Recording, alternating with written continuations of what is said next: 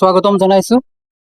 আজি মই এটা কম্পিউটাৰ চেণ্টাৰত আহিছো গ্ৰাউণ্ড ৰিয়েলিটি চেক কৰিবলৈ, কাৰণ আমি বহু দিনৰ পৰা শুনি আহিছো এটা কম্পিউটাৰ চেণ্টাৰ প্ৰশিক্ষণ কেন্দ্ৰ। নামটো হ'ল bright future computer centre.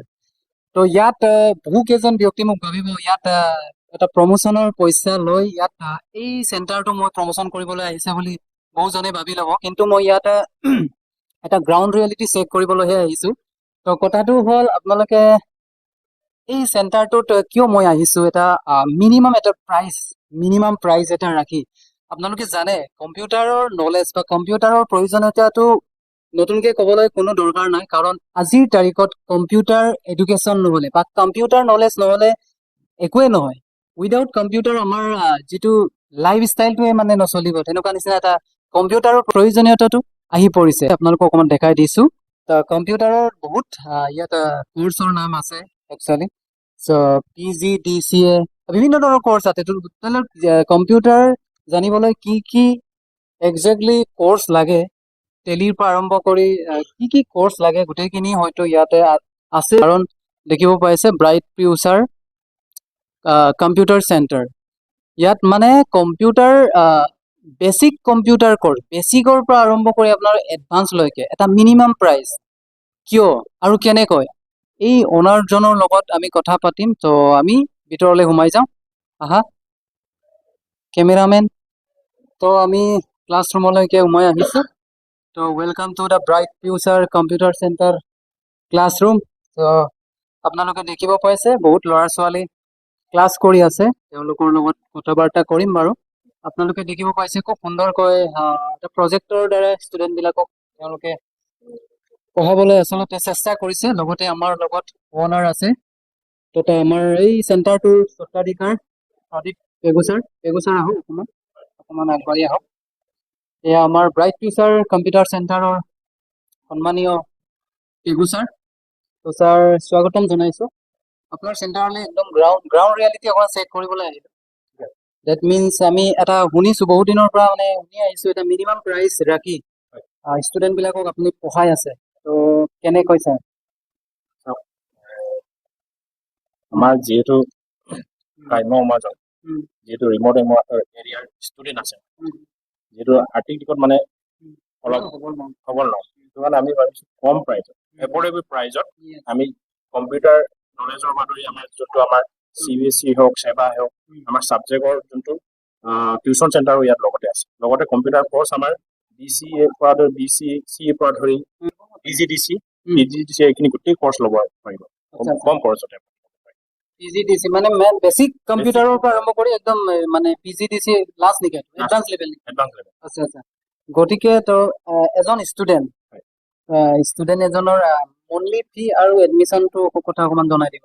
Monthly fees বুলিবলৈ চাওক, আমি এটা বেচিক এটা ইণ্টাৰভিউ এটা আমি এৰেঞ্জ কৰিছিলোঁ, য'ত নেকি আমাৰ 300 এবভ আমাৰ ষ্টুডেণ্টে ইণ্টাৰভিউত এপিয়াৰিং হৈছিলে। তাৰে আমি 120 ষ্টুডেণ্টক আমি এডমিশ্যন লৈছোঁ। এডমিশ্যন তেনেকে লোৱা নাই, কোৱালিফাই হৈছে, এইখিনিক আমি চিট দিছোঁ, গম পাইছেনে? তাত একৰ্ডিং টু তেওঁলোকৰ স্ক'ৰ পৰা মাৰ্কৰ অনুযায়ী আমাৰ যোনটো মান্থলি ফিজ আছে সেইটো আমি এৰেঞ্জ কৰিছোঁ। মান্থলি ফিজটো তাত কিছুমানৰ হয়তো 300 হ'ব পাৰে। এতিয়া আমি চাওক, কিছুমান এনেকুৱা টেলেণ্ট ল'ৰা ছোৱালী আছে, গম পাইছেনে, এইখিনিক আমি ফ্ৰীকে পোৱাইছোঁ, যোনখিনি 80 এবভ পাইছে। আমাৰ এতিয়া ইনষ্টিটিউটত আমাৰ 6জনকৈ ষ্টুডেণ্টক আমি ফ্ৰীকে পোৱাই freely 6 student without any monthly fees, any registration fees. বাকী যোনবিলাক ষ্টুডেণ্ট আছিল, যি কেইগৰাকী ষ্টুডেণ্ট আছে, তেওঁলোকক আমি এডমিশ্যন বুলি লোৱা নাই, জাষ্ট তেওঁলোকক ৰেজিষ্ট্ৰেশ্যন ফিজ বুলি 800 এটা লৈছোঁ।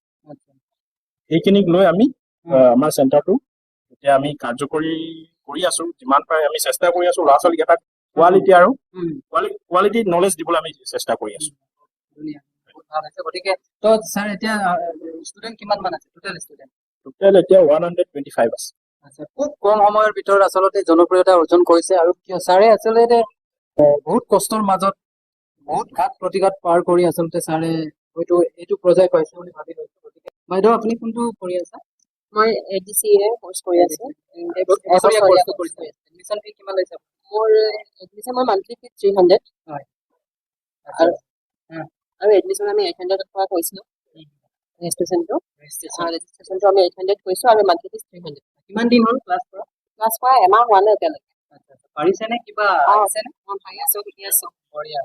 তো গতিকে কম্পিউটাৰৰ প্ৰয়োজনীয়তা আজিৰ যুগত কেমেৰামেন আৰু আহা কম্পিউটাৰৰ প্ৰয়োজনীয়তা মানে আজিৰ যুগত নতুনকৈ ক'ব লগা কোনো কিবা নাই, কাৰণ উইদাউট কম্পিউটাৰ আপুনি গভৰ্ণমেণ্ট চাকৰিয়ে হওক বা প্ৰাইভেট চাকৰিয়ে হওক, আপুনি যিকোনো গ্ৰেড 4 চাকৰি এটা পাবলৈ আপুনি কম্পিউটাৰ নলেজ থাকিবই লাগিব। চকীদাৰ চাকৰি কৰিবলৈ আপুনি কম্পিউটাৰ নলেজ থাকিবই লাগিব। গতিকে without computer knowledge you cannot do anything, any job, anywhere, any time. So' that's why computer নলেজটো লাগিবই। গতিকে আৰু ইয়াত বহুত ষ্টুডেণ্ট আছে। তুমি কোনটো কৰ্চ লৈছা? ছমহীয়াটো এবছৰীয়া কৰ্চ লৈছা ন? তুমি ফি কিমান দিব লাগে? মন্থলি ফি কিমান দিব লাগে? 300 rupees। 300 হয়তো বহুত সঁচাকৈ বহুত কম প্ৰাইচ বুলি ক'ব লাগে। 300টো হয়তো যিটো অৰ্থনৈতিকভাৱে যিবিলাক ব্যক্তি বা যিবিলাক ঘৰ বা যিবোৰ পৰিয়াল সবল নহয়, এইবিলাক পৰিয়ালৰ কাৰণে খুব সুন্দৰ এটা প্ৰতিষ্ঠান বুলি ক'ব লাগে, ব্ৰাইট ফিউচাৰ কম্পিউটাৰ চেণ্টাৰ। ইয়াতে বহুত একজেক্টলি চেষ্টা কৰিছে আচলতে ইয়াৰ অনাৰজন। তো পেগু ছাৰে বহুত চেষ্টা কৰিছে ইয়াত কোৱালিটি এটা এডুকেশ্যন দিবৰ কাৰণে, এটা মিনিমাম প্ৰাইচ লৈ ছাত্ৰ ছাত্ৰীক এটা কম্পিউটাৰ চাৰ্টিফিকেট দিয়াবলৈ বা কম্পিউটাৰ নলেজ দিয়াবলৈ কাৰণে চেষ্টা কৰিছে। তো তুমি কোনটো কৰ্চ লৈছা? মই এবছৰীয়া। এবছৰীয়াটো লৈছা। কিমান দিনৰ ক্লাছ কৰা? এমাহ হ'ল। এমাহ হৈছে ন? কিবা শিকিব পাৰিছেনে? কিবা আহিছেনে এমাহত? বঢ়িয়া। তো ষ্টুডেণ্ট বহুতেই আছে, একজেক্টলি 1 ঘণ্টা মূৰে মূৰে ষ্টুডেণ্টবিলাক চেঞ্জ হৈ থাকে। গতিকে তেওঁলোকে ডাইৰেক্ট প্ৰজেক্টৰ দিয়া আছে, প্ৰজেক্টৰ সহায়ত ক্লাছবিলাক কৰা হয়। গতিকে এইফালে আমাৰ বাইদেউ আছে, বাইদেউ ক্লাছ কৰি আছে একচুৱেলি। তো প্ৰজেক্টৰ দ্বাৰা ইয়াত ক্লাছবিলাক কৰা হয়।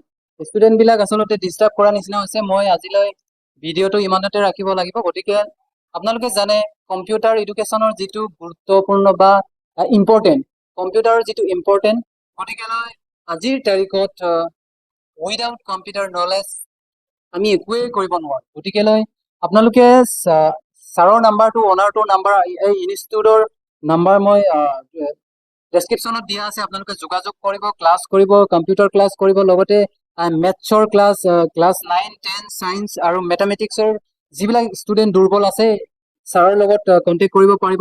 নাম্বাৰ মই স্ক্ৰীণত দিয়াই আছে, আপোনালোকে কণ্টেক্ট কৰিব। এটা মিনিমাম প্ৰাইচ ৰাখি আপোনালোকে মেথামেটিক্স প্লাছ ছায়েন্সৰ ক্লাছো ইয়াত কৰাই দিব। গতিকেলৈ আজিলৈ ইমানতে ৰাখিছোঁ। ধন্যবাদ।